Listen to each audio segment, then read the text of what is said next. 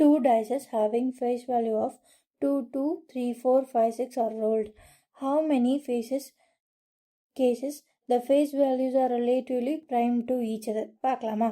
So first இப்போது 1 to 6 உள்ள dyes 1 to 6 உள்ள டைஸு. ஸோ இதில் மொத்தம் 6 நம்பர்ஸ், இதில் மொத்தம் 6 நம்பர்ஸ். அப்போ total number of possible cases என்ன? இதில் 6, இதில் 6, 6 6 ஆர் 36.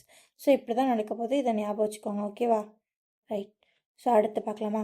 ஸோ இப்போது இந்த நம்பர் எடுத்துக்கலாம். 2 2 3 4 5 6. Again 2 2 3 4 5 6. Even dice 2, even dice 1.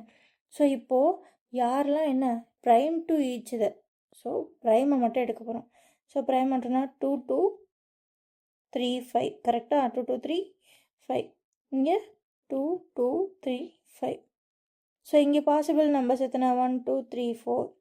இங்கே பாசிபிள் நம்பர்ஸ் 1 2 3 4. 4 4 சார் 16. அப்போ ஆப்ஷன் டி தான் ஆன்சர். ஸோ இதில் ரஃபாக பார்த்தா என்னமோ பெரிய சம் மாதிரி இருக்கும். இங்கே என்ன கான்செப்ட் ஃபாலோ பண்ண போகிறோன்னா, 1லேருந்து 6 வரை இருக்க டைஸை 2 தடவை உருட்டினா எப்படி டோட்டல் நம்பர் ஆஃப் கேசஸ் கண்டுபிடிப்போம்? இதில் எத்தனை நம்பர் இருக்குது? 6 நம்பர். இதில் எத்தனை? 6 நம்பர். ரெண்டையும் மல்டிப்ளை பண்ணால் டோட்டல் நம்பர் ஆஃப் கேசஸ் கிடச்சிரும். ஸோ இங்கே அவங்க கொடுத்துருக்கதை அப்படியே எழுதுகிறோம். இதை அப்படியே எடுத்துக்கிறதுல அவங்க அதுக்கு ஒரு கண்டிஷன் போட்டிருக்காங்க. அந்த கண்டிஷன் என்னென்னா ப்ரைமாக இருக்கணும். அப்படி எடுத்து எழுதுனா இங்கே இவங்கெல்லாம் ப்ரைமு, இங்கே இவங்கெல்லாம் ப்ரைமு. இங்கே எத்தனை பேர்? 4. இங்கே எத்தனை பேர்? 4. ஸோ இப்போது டோட்டல் கேசஸ் D1ல் 4, D2ல் 4. அப்போ மொத்த கேசஸ் ரெண்டையும் மல்டிப்ளை பண்ணால் கிடச்சிரும். அவ்வளோதாங்க இந்த சம். இந்த மாதிரி சம்ஸை பார்த்து பயப்படாதீங்க. பாய்.